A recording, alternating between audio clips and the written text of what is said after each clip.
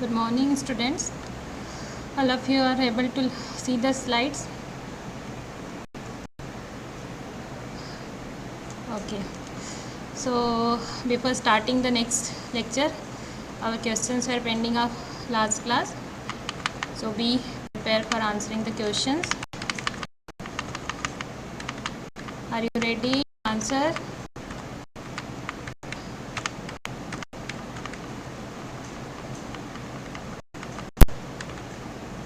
Okay. So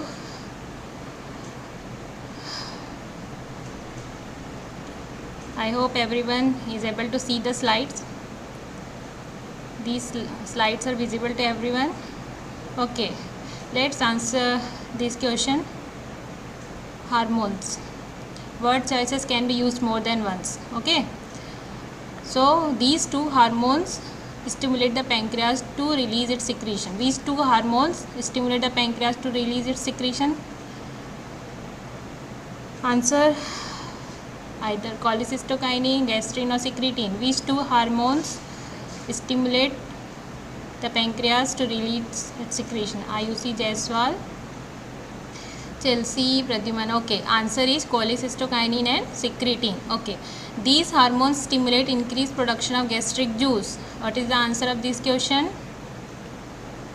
Second question. These hormones stimulate the. What is the answer of this question? Secretion of gastric juice.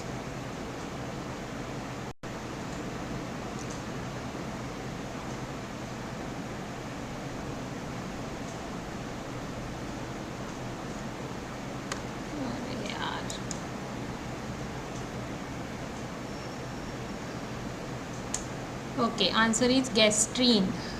Third question, these hormone causes the gallbladder to release stored bile. What is the answer of this question? Third question answer, cholecystokinin. Okay, Ankit, you are right. The first and fourth, these hormone causes the liver to increase its output of liver. Fourth, what is the answer of fourth question?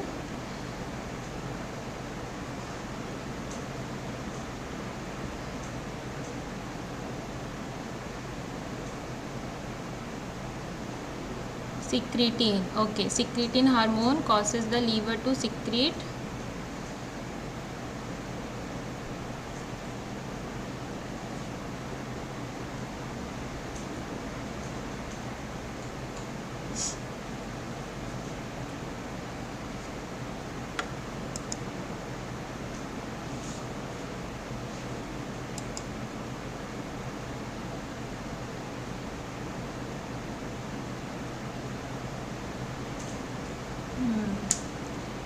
Okay. So answer of first question is cholecystokinin and secretin hormone stimulate the pancreas to release its secretion, and gastrin hormone stimulate the increased production of gastric juice, and third one, cholecystokinin causes the gallbladder to release stored bile, and secretin hormone causes the liver to increase its output of bile. Okay, let's move to the next question.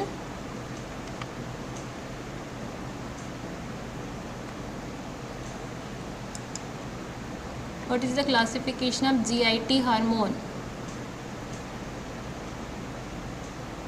As we discussed in previous class, classification of GIT hormones: gastrin family, secretin family and others. What comes under the gastrin family?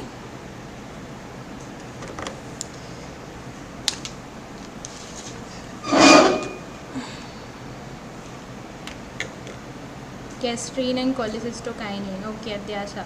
And what comes under the secretin family?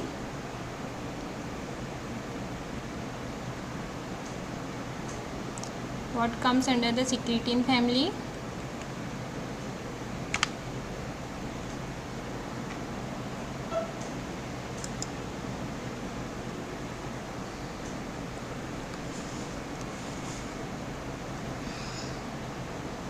VIP, Amritmay, and secretin and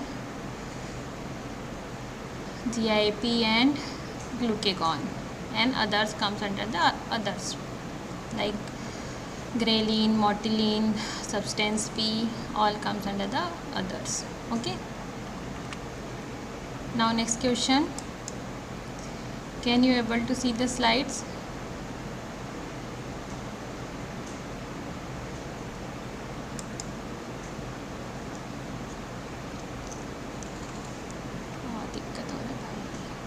Which hormone tells your stomach to secrete stomach acid? Very easy question.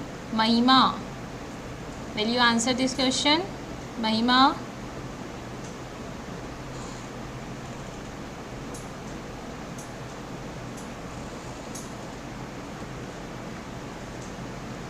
Which hormone tells your stomach to secrete stomach acid? Gastrin. Okay. Which of the following digestive hormones stimulate the production of hydrochloric acid?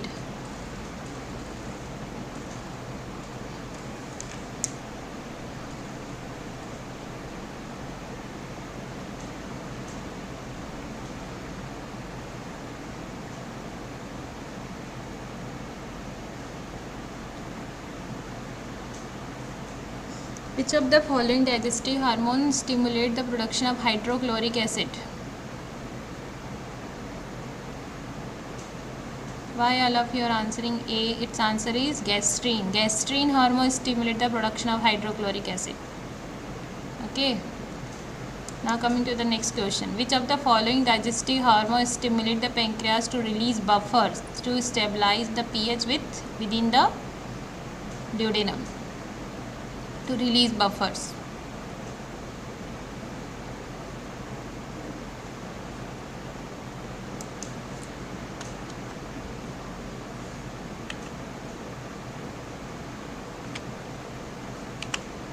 Now answer this 13th question. Which of the following digestive hormones stimulate the pancreas to release buffers?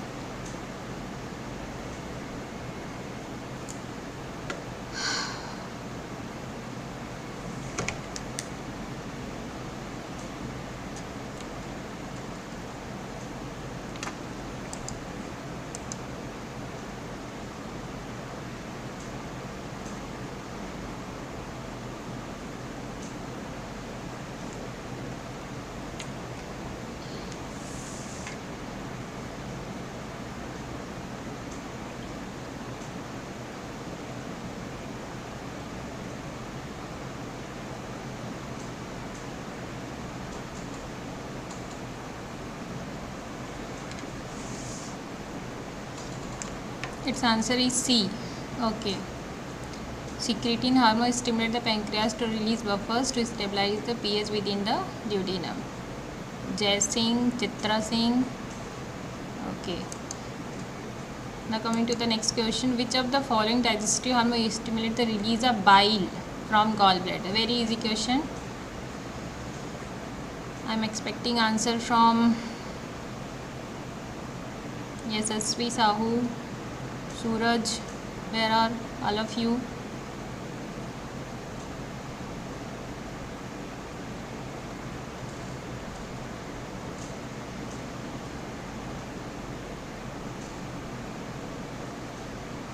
Answer is cholecystokinin.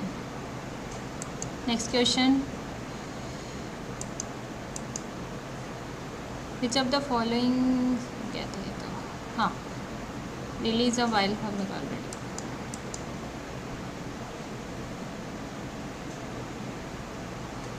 About some GIT hormone, true or false? Which statement is true? A, B, C or D? And which statement is false?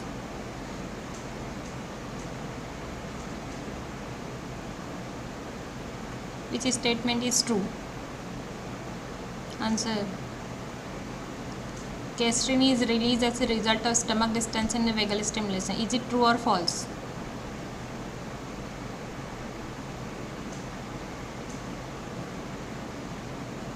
Which one is true?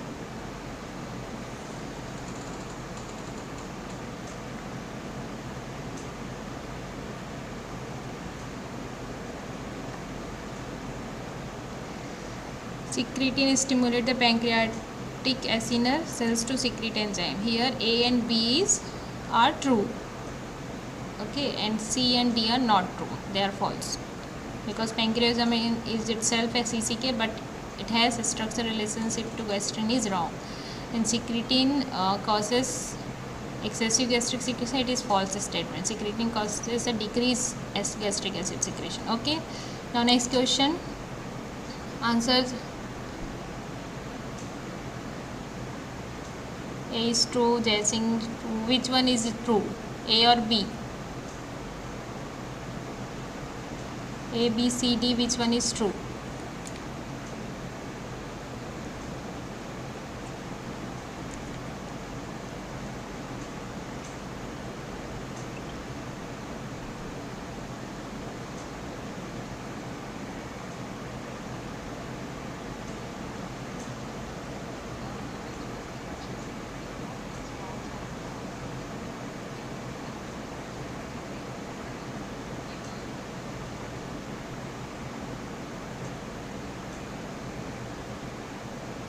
Okay, now I'm connected.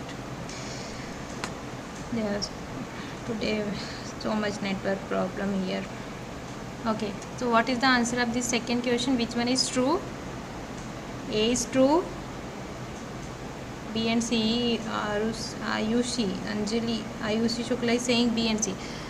No, its answer is A and B. Stimulation intestinal cell to secrete water and electrolyte, it is true. And inhibition of the gastric secretion, it is also true. But relaxation of provocative sphincter, it is false. And peripheral vasoconstriction, it is also false. PIP only stimulate the intestinal cell to secrete water and electrolyte, and inhibition of the gastric secretion. A and B is true. Nidhi, you are right. Okay, Komal, you are right. Bhavya, Ayushi, B is true, but A is also true. Here the answer is A and B. Okay. Stimulation of the gastrointestinal secretion include. What is the answer of this third question? Chemical stimuli, tactile stimulation, both A and B, distension, or all are correct. Ankit, Ankita, Sejal, Rishabh, Punmita, Soumya. Okay, the answer is E. All are correct.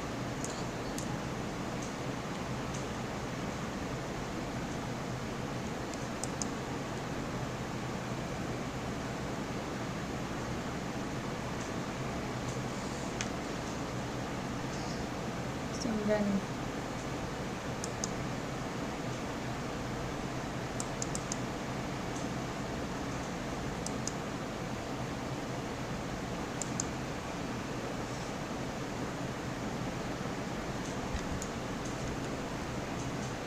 Okay. Now coming to the next question. The secretin hormone. The question number is 4. Write question number 4 and answer. Okay, write like this 4, then other answer A, B, C, D. Write like this.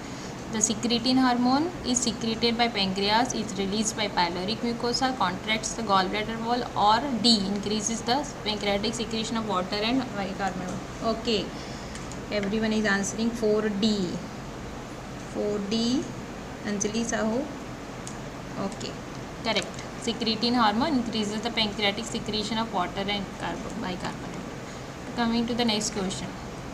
Read the question properly. The stomach stretches. Read question properly. The stomach stretches when food enters. This stretching action causes cells of stomach to release gastrin, which causes other cells to release products used for digestion. What is the name of cells that release the gastrin?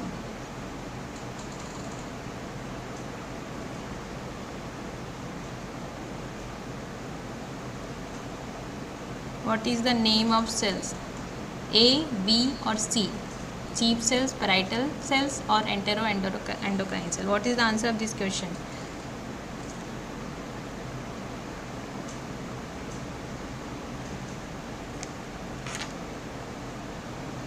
Ankit, you are right. G cells. Yes, G cells.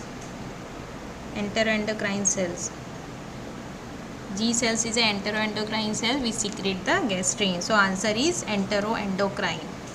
Okay, answer is enteroendocrine.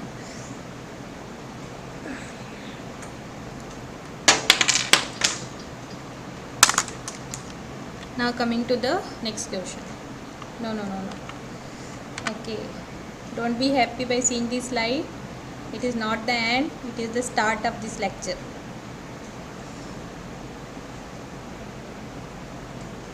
Our today's topic is movement of gastrointestinal tract. Digestion of carbohydrate, fat and protein is completed in biochemistry classes. Yes or no? Tell me yes or no. Yes ma'am, Bhai Vikura. Do you want to repeat it again? Yes ma'am. Yes ma'am.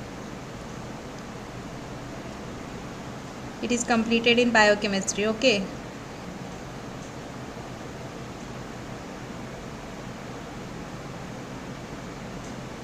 Now say yes if you want to repeat it again.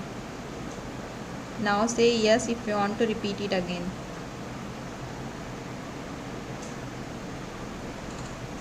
Chitresh, Gaurav, Nikita, Prashun, Ayush, everyone wants to repeat it again. Okay. Okay, so after completion of movement of GI tract, I will take lecture on the digestion of fat, protein and lipid. Okay.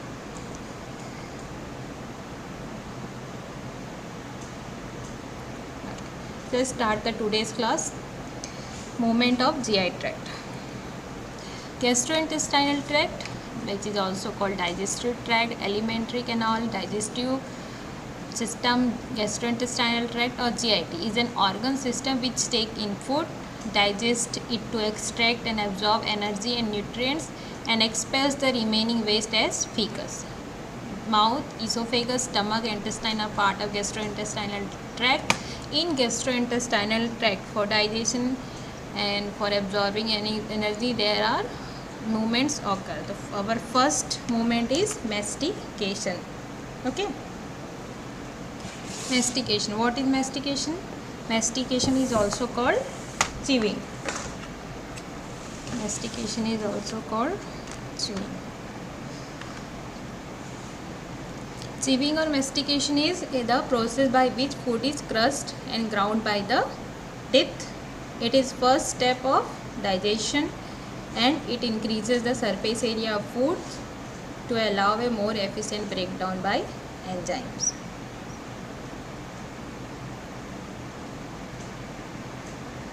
Bhavik, Gautam, Pragati Raj, why you are late? Why both of you are late? Very late.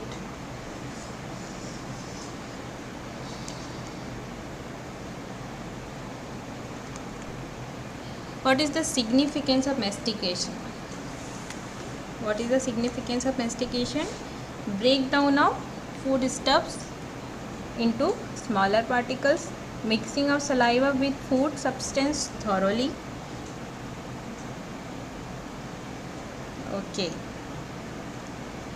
Lubrication and moistening of dry food by saliva so that the bolus can be easily swallowed. In appreciation of taste of food. Okay, these are the significance of mastication. What are the muscles of mastication?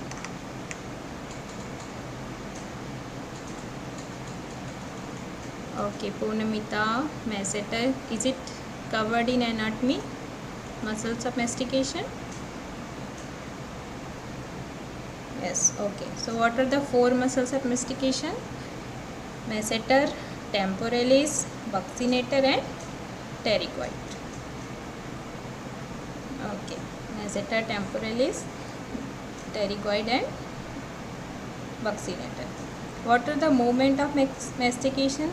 Opening and closing of mouth, rotational movement of jaw and protraction and retraction of jaw. These are the muscles of mastication. What is the control of mastication? What masticatory muscles is mainly supplied by which nerve? Is it covered in anatomy? So Fifth nerve, Hitesh. Very fast. Answer is fifth nerve. What is the fifth nerve? Fifth nerve is the trigeminal nerve. Okay. So, masticatory movement is voluntary as well as involuntary. It is mainly the reflex action. Most of muscles are supplied by the fifth nerve, that is trigeminal nerve, fifth cranial nerve. Its center, masticatory center, present in the hypothalamus, amygdala, cerebral cortex of the brain. Okay. Now coming to the next movement. After mastication, there is a deglutition. After formation of bolus, there is a deglutition. Deglutition. What is deglutition? Deglutition is the act of swallowing through which a food or liquid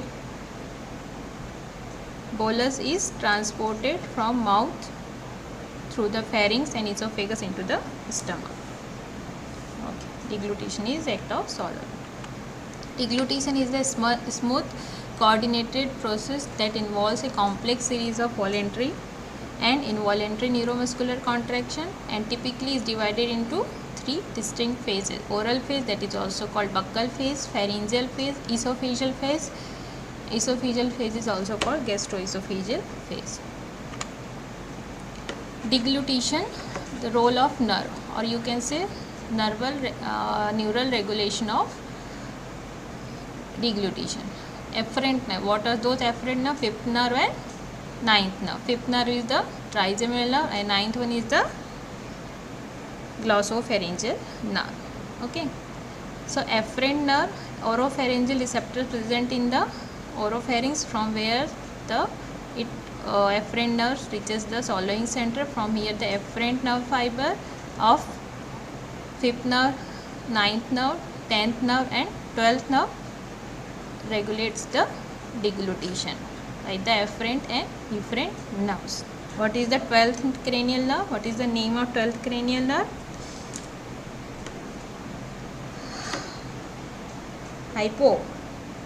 Hypoglossal. Okay. Hypoglossal nerve, and 10th one is the vagus nerve. Three phases: oral, pharyngeal, esophageal. Oral phase, which is the voluntary phase. Bolus formation after mastication, mixing of food with saliva. Tongue pushes bolus posteriorly towards the pharynx.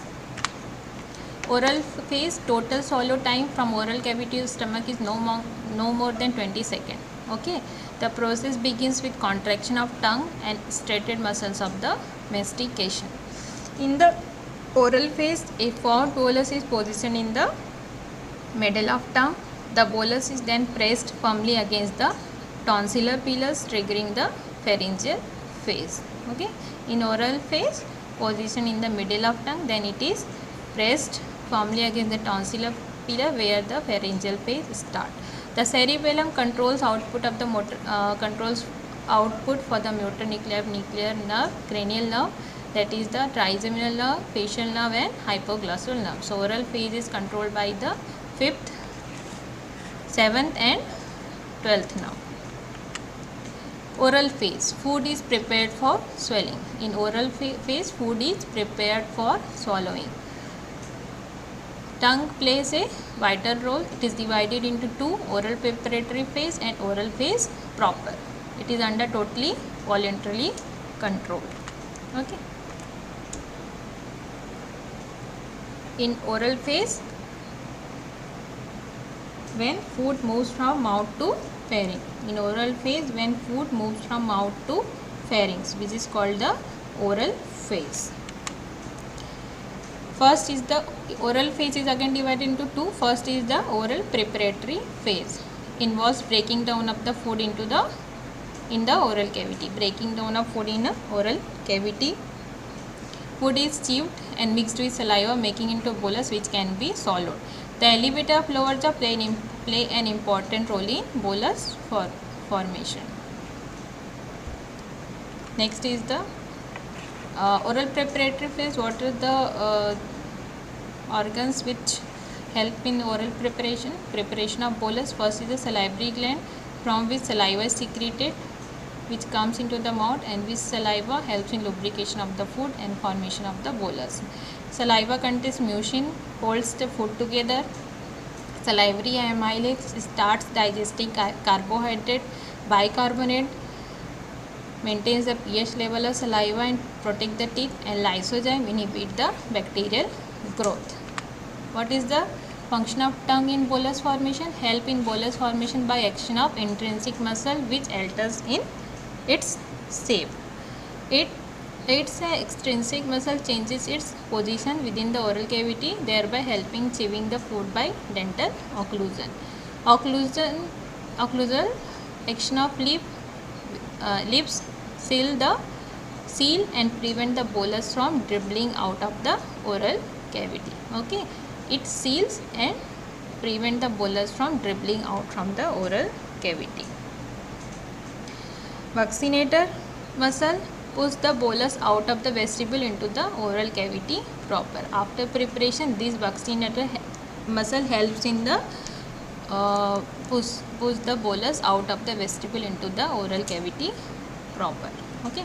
Then oral phase proper, the bolus is moved towards the back of tongue. After formation of bolus, this bolus is moved to the back of tongue, from where this bolus transforms from the oral mouth to the pharynx. That is called the oral phase proper. The contraction of soft palate prevents the nasal regurgitation. Here this is the soft palate. The contraction of soft palate prevents the food comes into the nose, so it prevents the nasal regurgitation. The soft palate also prevents premature movement of bolus into oropharynx. So also prevent the premature movement of bolus into oropharynx. So after formation of bolus only, this soft palate allow the bolus into the oropharynx. Okay? Once the bolus is of suitable consistency, they transit from mouth to oropharynx. Just take a couple of seconds. What are the sequence of event during the oral stage? First, bolus is placed over the posterior dorsal surface of tongue, which is called the preparatory position. Then anterior part of tongue is retracted and depressed. Posterior part of tongue is elevated and retracted against the hard palate. This pushes the bolus backward into the pharynx. This is the oral phase proper. And forceful contraction of tongue against the palate produces a positive pressure in the posterior part of oral cavity, which pushes the food into the pharynx, from where the pharyngeal phase started. Okay. So this is the oral phase, which is divided into two parts. First is the preparatory, oral preparatory phase, and oral phase proper. Now coming to the next phase, that is the pharyngeal phase. Before knowing the pharyngeal phase, we should know what is pharynx. It is a wide muscular tube situated behind the nose, mouth and larynx. Length is 12 cm, width is 3.5 cm, and narrow as it goes down. Okay. So here you can say this is the pharynx. When it is associated with nose, it is called nasopharynx. When oral cavity, oropharynx, and when with the larynx, it is called the laryngopharynx. Okay. This pharynx is again divided into two, larynx and esophagus. The pharyngeal phase of swelling is the shortest. It is the shortest phase, but it is the most complex phase. Why it is most complex? Because pharynx is communicated with the mouth, with the larynx, with the esophagus. So from the pharynx, food downwards into the esophagus only, and there is a need of prevention of bolus to go back into the mouth, go back into the nasopharynx, and go back into the larynx. The food should go only into the esophagus. In this phase, the soft palate elevates closing of the nasopharynx, so food will not go into the nasopharynx, preventing the nasopharyngeal regurgitation. When the pharyngeal phase begins, other activities such as chewing, breathing, coughing and vomiting are concomitantly inhibited. So here the temporary arrest of breathing, which is also called a deglutition apnea, and closure of the nasopharynx. Pharynx is a common passage for food and here because it is communicated with the larynx and esophagus. By the esophagus, it is common passage for food, and by with the communicated with the larynx, so it is a respiratory, connected with the respiratory passage. Since pharynx communicates with the mouth, nose, larynx and esophagus, so during this stage bolus from pharynx can enter into 4 paths: back to the mouth, upward into nasopharynx, forward into larynx and downward into esophagus. Thus this pharyngeal phase is the reflexive and involuntary in nature. It is totally involuntary. Oral phase is totally voluntary in nature. It is involuntarily in nature. It is reflexive of the pumping action of tongue, and hypopharyngeal suction occurs in this pharyngeal phase. It just take a second for bolus to traverse the pharynx and reach the cricopharyngeal area. Okay, so it is the shortest phase, but it is the most complex one. Contraction of diaphragm is inhibited, making simultaneous breathing and swallowing impossible. Okay, so here back to the mouth, upward into the nasopharynx and forward into larynx is prevented, and food or bolus downward into the esophagus only. In this diagram you can appreciate this is the pharynx which joins with the larynx and esophagus, and backward from the mouth and the nose or nasopharynx. So when food comes, it will goes only in the esophagus and it will not go into the larynx, it will not go into the back into the mouth, it will not upward toward the nasopharynx. So these 3 action are prevented by, first back into the mouth is prevented by position of tongue. In this diagram you can appreciate it. Back into the mouth is prevented by position of tongue against the soft palate. Okay, position of tongue against the soft palate prevents the bolus come back into the mouth, and the high intraoral pressure developed by the movement of tongue, which also prevents the food go back into the mouth. Okay, so back into the mouth is prevented by tongue, and upward into the nasopharynx is prevented by movement of bolus into nasopharynx from pharynx is prevented by elevation of the soft palate. This soft palate will be elevated like this. This soft palate will be elevated like this, and food will not go into the nasopharynx. Okay, here the nasopharynx, this soft palate will be elevated and it will not go into the nasopharynx. This soft palate is an extension which is called the uvula. And forward into the larynx, this bolus will not come into the larynx. How? By the approximation of vocal cord, because larynx contains the vocal cord. The approximation of vocal cord, forward and upward movement of the larynx, this larynx will move forward and upward, and backward movement of the epiglottis. Okay, this backward movement of epiglottis seal the larynx. So larynx is sealed by the approximation of vocal cords, upward and forward movement of larynx, and epiglottis will seal this trachea or respiratory passage. So the food comes from the mouth, directly goes to the pharynx, and pharynx to the esophagus. It will not come into the pharynx, it will not go back into the mouth, it will not go back into the nasopharynx. Okay, it is clear to everyone. So during this time there is a temporary arrest because of the approximation of vocal cord, because epiglottis seals the larynx. So all this movement arrests the respiration for a few seconds, that is called the deglutition apnea. So temporary arrest of breathing occurs in the pharyngeal phase. Okay.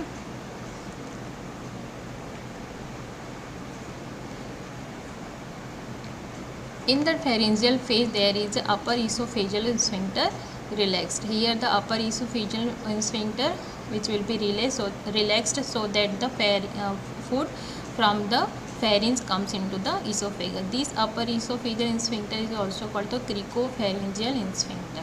Okay. Now coming to the esophageal phase. The bolus is propelled from 25 cm of the cricopharyngeus through the thoracic esophagus via the peristaltic contraction. The bolus is propelled downwards at a rate of 3 to 5 cm per second. The lower esophageal sphincter relaxes and bolus move into the gastric cardium. Okay. In the pharyngeal phase, there is the upper esophageal sphincter relaxed, and in the esophageal phase, lower esophageal sphincter relaxed. Esophageal phase, this is purely reflexive and involuntary. So in the deglutition phase, first oral phase is the voluntarily in nature, other two pharyngeal phase and esophageal phase is the purely reflexive and involuntarily in nature. This phase begins by relaxing the cricopharyngeal sphincter. Begins with the cricopharyngeal sphincter, which will be relaxed, and food comes from the pharyngeal phase into the esophagus. The time taken for esophageal transit is 10 to 15 seconds. These is divided into three phases: primary, secondary and tertiary peristaltic waves play active role in this phase. What is the peristaltic waves? Means a wave of contraction followed by a wave of relaxation. Wave of contraction, then wave of relaxation by the muscle fiber of GIT, which travel in aboral direction. Aboral means away from the mouth, which is called the peristaltic wave. Means a wave of contraction followed by wave of relaxation. With these, contents are propelled down along the GIT. Wave of contraction, then wave of relaxation, then wave of contraction, then wave of relaxation. This is called the peristaltic waves.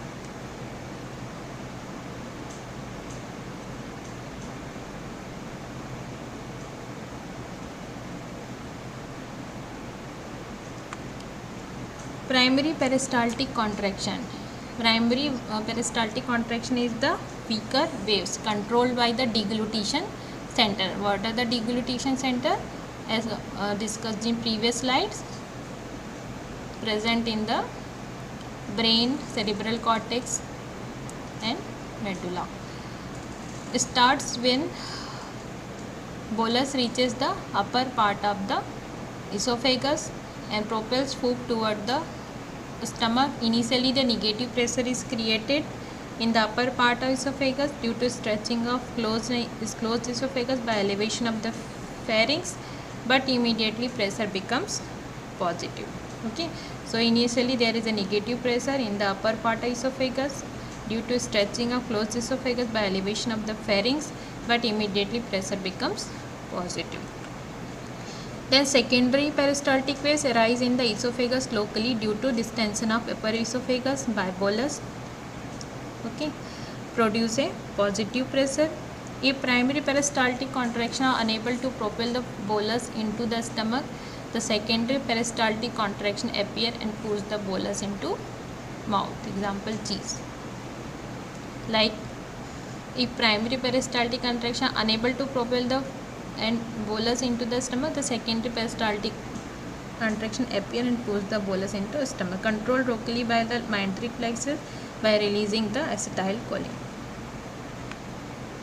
Now coming to the tertiary peristalsis, irregular non-propulsive contraction involving the long segments which occurs during the emotional stress.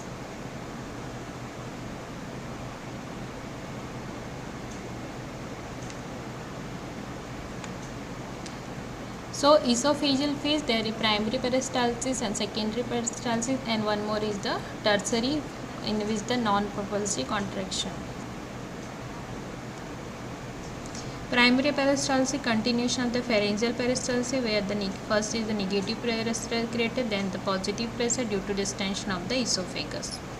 Okay, so it starts with the relaxation of the cricopharyngeal muscle, then it will be contracted, then there is a relaxation of the lower esophageal sphincter, and food will come from esophagus to the stomach. So these are the three stages: pharyngeal, oral, pharyngeal and esophageal phase. In this diagram we can summarize. This is the preparatory, oral preparatory phase, where the bolus present in the posterior part of tongue posterior part of tongue or the posterior part of the oral cavity, which is present between the soft palate, hard palate and tongue. Then it will enter into the oral phase proper. Here you can see when it will from the oral phase, bolus comes from the mouth to the pharynx. This glottis is closed so that the respiratory passage is protected and food will not enter into the larynx. And then as well as this epiglottis also covers or seals the trachea or larynx so that the food will not goes into the laryngeal part and food will enter into the esophagus. This is the upper esophageal sphincter which is relaxes and food will enter from the oral phase, then oral phase proper, oral preparatory phase, then oral phase proper, then the pharyngeal phase, and from there it will enter into the esophageal phase. After entering the food into the esophagus, this upper esophageal sphincter is again contracted. Okay, this is the epiglottis which seals the larynx. This is the glottis or vocal cord which is closed so that it will prevent the food enter into the larynx. So this is the oral preparatory phase, this is the oral phase proper, this is the pharyngeal phase, and this is the esophageal phase. Okay. Here you can see this is the soft palate which is seals so that the food will not go into the nasal passage or the nasal pharynx. What is the role of lower esophageal sphincter? It is the distal 2 to 5 cm esophagus act like sphincter. It is called the lower esophageal sphincter. When bolus enters this part, the sphincter relaxes so that the content enter the stomach. Later the sphincter again contracted. Okay, relaxation and contraction in sphincter occurs in sequence with the arrival of the peristaltic contraction of the esophagus. Here in this diagram you can see this is the circular muscle contraction, then relaxation. So continue through the continuous peristaltic movement. The gastroesophageal sphincter will open and it will enter into the food will enter into the stomach, and this gastroesophageal sphincter will again closed after food will enter into the stomach. Now coming to the deglutition reflex. This is the most important question which can ask repeatedly in the exam. It is the beginning of swallowing, initially voluntary act, later involuntary act, occurs through the reflex action that is called the deglutition reflex.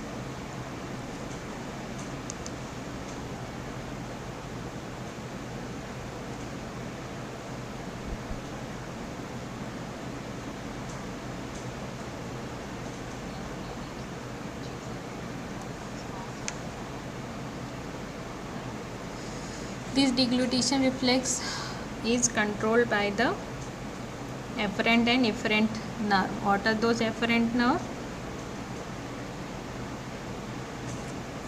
What are those afferent nerve? Who can tell me? Afferent and efferent I already discussed in previous slides. Fifth nerve, Amritmai, and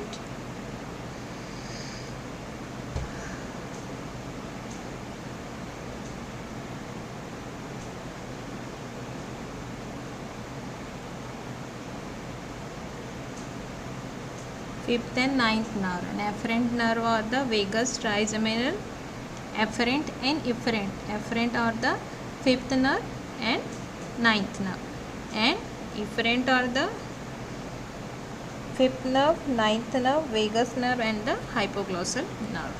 Okay, so in this diagram you can see here when bolus is present in the mouth, afferent nerve of this trigeminal nerve, fifth nerve, as well as the glossopharyngeal nerve, oropharyngeal receptors present in the mouth. This will go back into the swallowing center which are present in the brain or the salivary tract of nucleus. Okay, then afferent nerve fiber comes from the brain, that is the facial nerve, seventh nerve, or the through the chorda tympani nerve and the vagus nerve and the hypoglossal nerve. It will come into the oral cavity. So deglutition is controlled by these four nerves, 5, 9, 10, 12. Okay. It occurs during the pharyngeal and the esophageal phase stimulus. Okay. When bolus enters the oropharyngeal region, deglutition reflex started.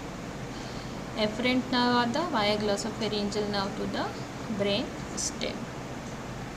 Efferent center fourth ventricle in medulla oblongata of brain. Efferent travel through the glossopharyngeal nerve and vagus nerve, that is the parasympathetic motor nerve, reaches the soft palate and pharynx and esophagus. Glossopharyngeal nerve is concerned with the pharyngeal phase of swallowing, and vagus nerve is concerned with the esophageal phase of swallowing. Okay, so glossopharyngeal phase is specially concerned with the pharyngeal phase, and vagus nerve is concerned with the esophageal phase. And in the vagus nerve, mainly the fifth nerve and the glossopharyngeal nerve. Response. Reflux. Which reflux? Deglutition reflex causes the upward movement of the soft palate to close nasopharynx. Okay, and upward movement of larynx to close respiratory passage so that the bolus enter into the esophagus. It is already discussed. Now coming to the applied aspect of the deglutition, that is dysphagia, odynophagia, globus stericus, lagophagia, presbydysphagia, vomiting, deglutition apnea, aspiration, cricopharyngeal dysfunction, choking, antiperistalsis and gag reflex. First is the dysphagia. It is difficulty in swallowing,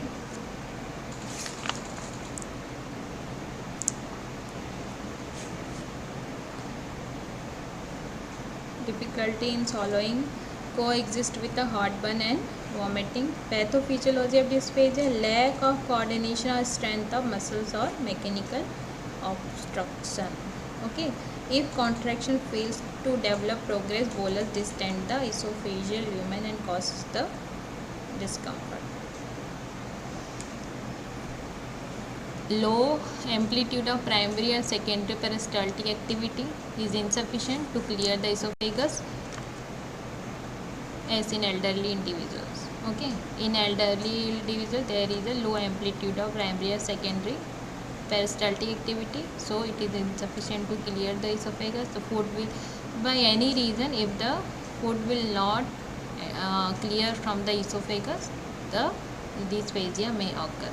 Okay, the mechanical narrowing of the esophageal lumen, obstruct passage of bolus despite adequate contraction, abnormal sensory perception in the esophagus may cause sensation of dysphagia even after the bolus is cleared.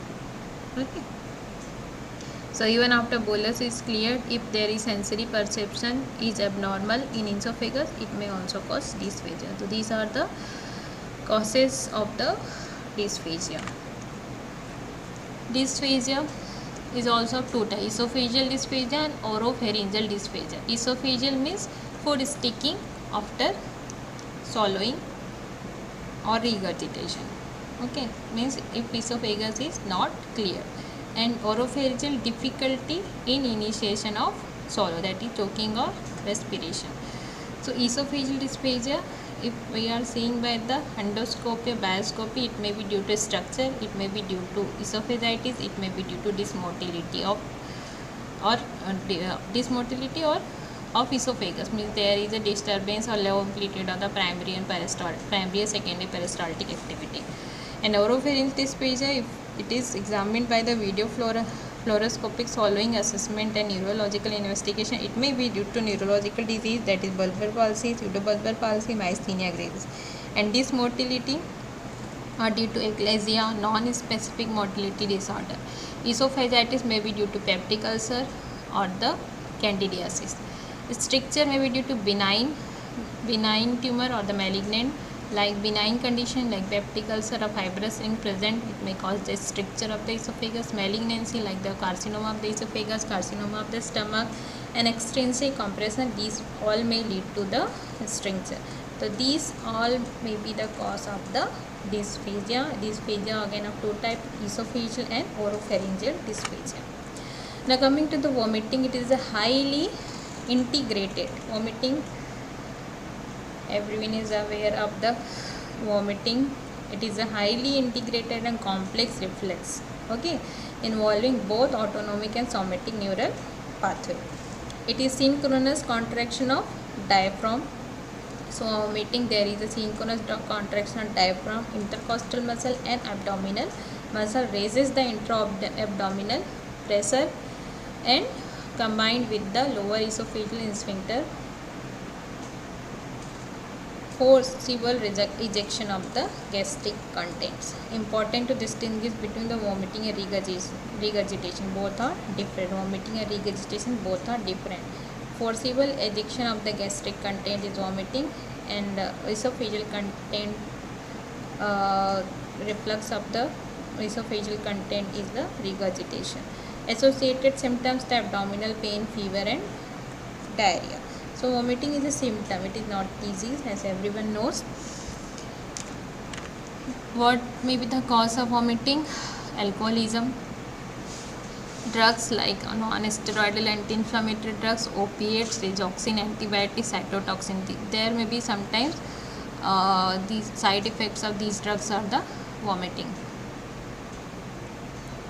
Infections like hepatitis, gastroenteritis, and urinary tract infection. Metabolic like diabetic ketoacidosis, Addison's disease, cyclical vomiting syndrome. Psychogenic, it may be due to psychogenic, during any stress vomiting may occur. CNS disorder like vestibular neurosis, migraine, raised intracranial pressure, meningitis. So vomiting is also associated with the CNS disorder. Gastroduodenal like peptic ulcer disease, gastric cancer, gastroparesis. It may be due to kidney disease like uremia, and the acute abdominal condition like appendicitis, cholecystitis, pancreatitis and intestinal obstruction. So these are the causes of the vomiting. Deglutition apnea, it is already discussed in previous slides. It is the arrest of breathing during deglutition, okay, occurs reflexively during pharyngeal phase, okay. When bolus is pushed into esophagus from pharynx during the pharyngeal phase, there is a possibility of bolus to enter in the respiratory phase through the trachea, which may cause choking. To prevent this, there is a apnea along with the approximation of vocal cord, forward and upward movement of larynx and backward movement of epiglottis to close the larynx. Now coming to the aspiration, defined as the inhalation of the oropharyngeal or gastric content into larynx and lower respiratory tract. Okay. Aspiration, pneumonitis, that is called the Mendelssohn syndrome, chemical injury caused by the inhalation of sterile gastric content, and aspiration pneumonia is infectious process caused by inhalation of the oropharyngeal secretion that is colonized by the pathogenic bacteria.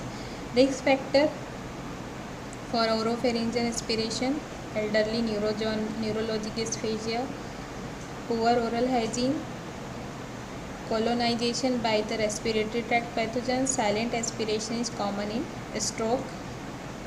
Management: upper respiratory suction, antibiotics, ET tubation bar for endotracheal tubation for airways. Okay, so this is the aspiration. Eclasia, this is also called eclasia cardia or the megaesophagus. It is also most commonly asked question in exam. Eclasia cardia, eclasia or the megaesophagus. In this, there is no relaxation of the lower esophageal sphincter. Enlargement of esophagus leads to putrefaction, ulceration, rupture, and pain. Maybe death also. Symptoms: dysphagia, chest pain, pulmonary aspiration, squamous carcinoma. Treatment: balloon treatment, injection of botulinum, antispasmodic, and surgical treatment, because there is no relaxation of the lower esophageal sphincter. So balloon treatment or injection of botulinum to relax the lower esophageal sphincter. This is also eclasia, where the cricopharyngeal dysfunction, a cricopharyngeal eclasia in which there is a failure of tonically contracted upper esophageal sphincter to relax and open when one swallows. So in cricopharyngeal, as the name suggests, there is failure to open the upper esophageal sphincter, and eclasia cardia, where the failure to open the lower esophageal sphincter. Okay. Symptoms: pills or solid food begin to lodge at the level of lower part of larynx. Treatment: resolved through the surgical procedure, cricopharyngeal myotomy, or balloon treatment can also be done for the cricopharyngeal eclasia. So eclasia of two types: eclasia cardia or the cricopharyngeal eclasia. Pharynx and esophagus. I put this slides, this picture over here, so that you can understand what is cricopharyngeus. This is the cricopharyngeus muscle, which is the upper esophageal sphincter. So if there is a failure to open, or if there is no relaxation of this cricopharyngeus muscle of a cricopharyngeal sphincter, the cricopharyngeal dysfunction or cricopharyngeal eclasia may occur. So there is the food stuck into the pharynx only, or if there is a failure to relax or failure to open this sphincter, that is a lower esophageal sphincter, food will stuck into the esophagus. So eclasia cardia may occur at this time, or in which the mega esophagus can occur, so that the food will stuck in the esophagus only. Okay. So these are two types of the eclasia. Choking, mechanical obstruction of flow of air from the environment into the lungs that prevents breathing. If there is a mechanical obstruction, it is called choking.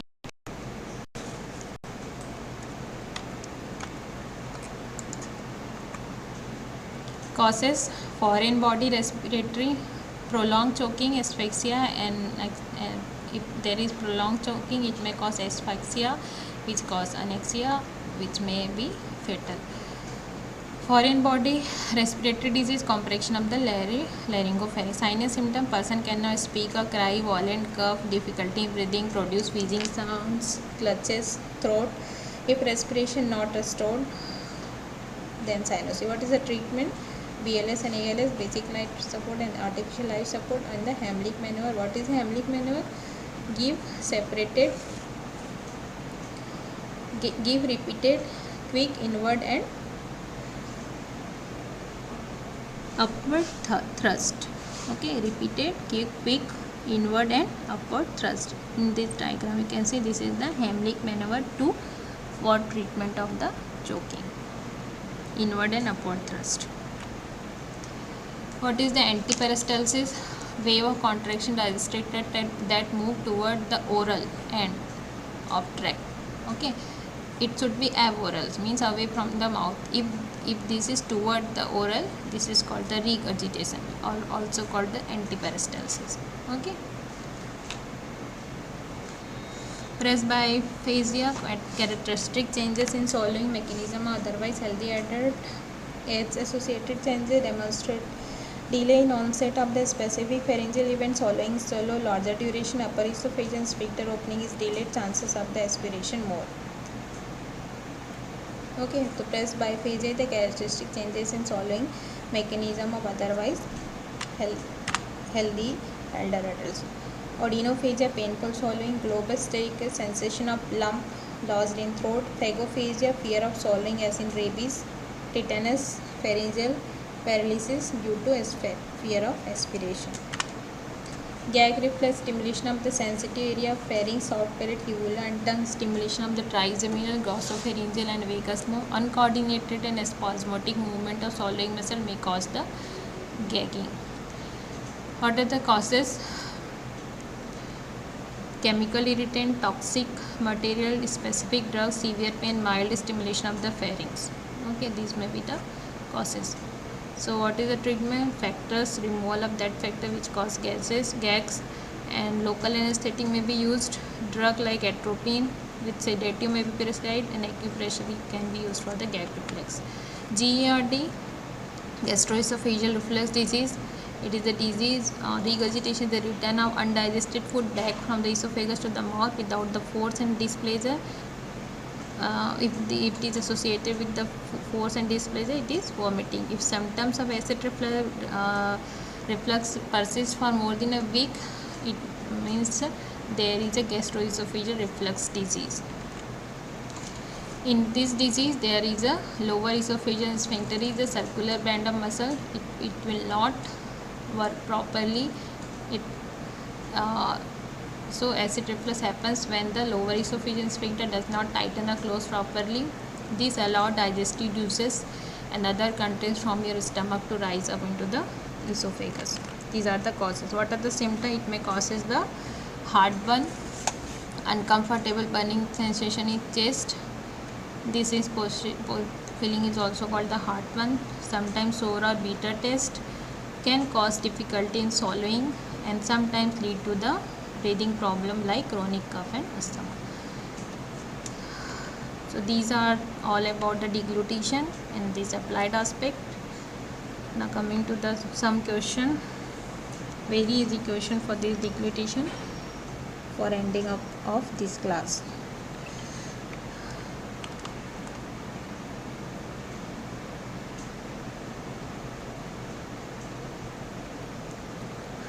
What is the, read the question and answer fast.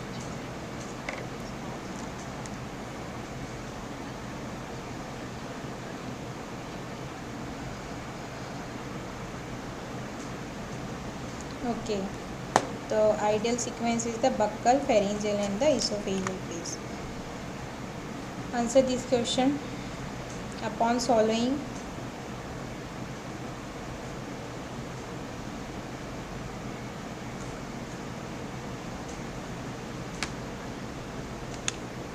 which closes the trachea to prevent choking?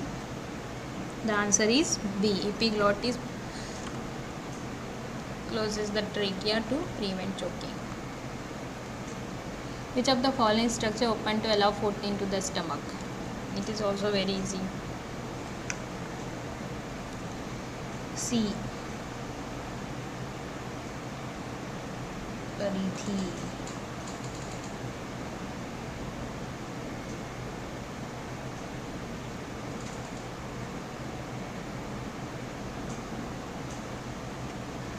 Okay.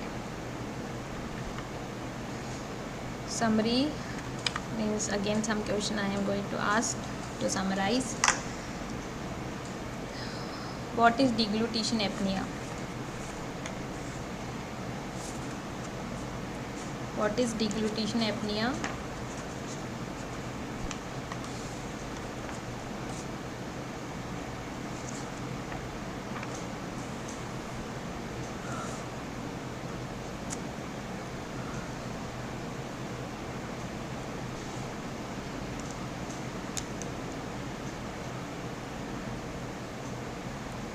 What is deglutition apnea? Stoppage of breathing during swallowing. In which phase? Arrest of breathing during pharyngeal phase. Temporary arrest of breathing during pharyngeal phase is called apnea. Okay. Temporary arrest of breathing during pharyngeal phase is called the deglutition apnea. What are those factors which is responsible for this deglutition apnea? There are three factors or three respiration inhibited. Okay, So deglutition apnea is the temporary arrest of breathing during pharyngeal phase. Now tell me what are those three factors which is responsible for this deglutition apnea.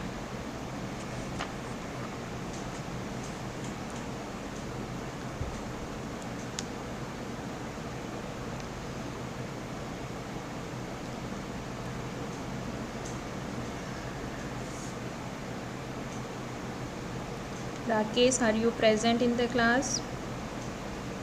Astik, are you present there? Mahima Dwivedi, Suraj, Yashwant, are you there?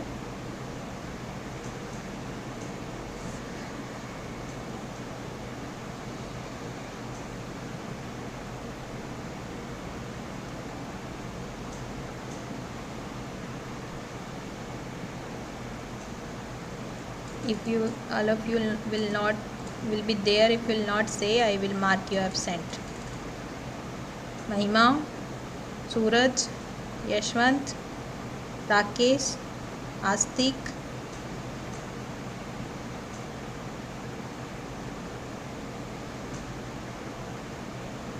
Falguni, muscle weakness, body position. No, it's not right.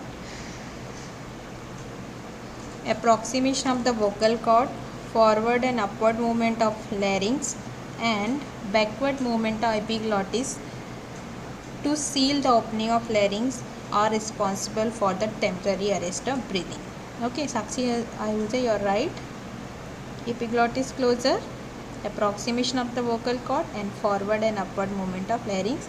These three factors are responsible for the temporary arrest of breathing during pharyngeal phase, which is called the deglutition apnea.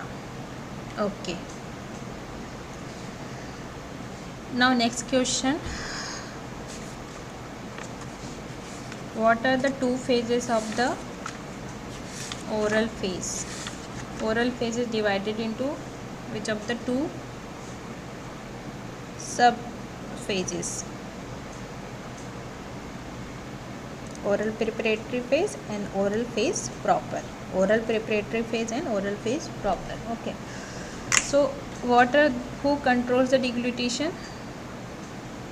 Or you can say what are the neural regulation of the deglutition? Fifth nerve, 5, 9, 10, 12. Okay, very easy, repeated again and again. What is the ecclesia cardia? What is the ecclesia cardia? Ecclesia cardia.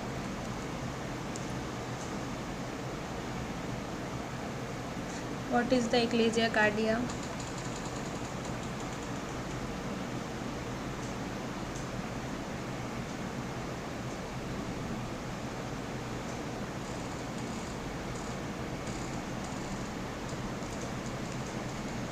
I am going to mark absent of Rakesh, Mahima, Yashasvi, Yashwant and Suraj and Astik. I don't know whether are you there or not, but if you are there, then also I will mark absent. Okay. What was my question? Ecclesia cardia. Okay.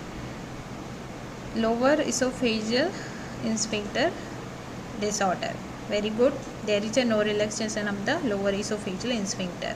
That is called the ecclesia cardia, in which the food will be in the esophagus, which is also called the mega esophagus. Okay. What is the opposite of this?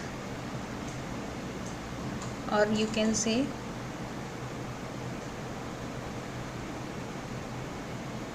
if there is a no relaxation of the cricopharyngeal sphincter, what is that called?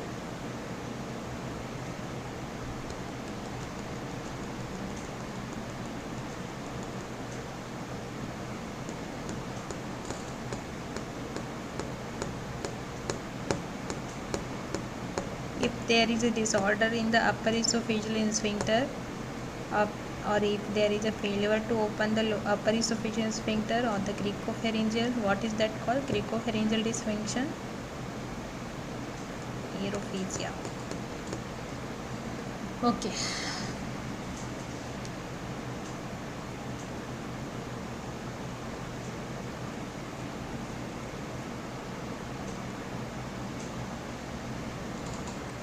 Okay, now it's time to finish the class. Thank you. Thank you everyone.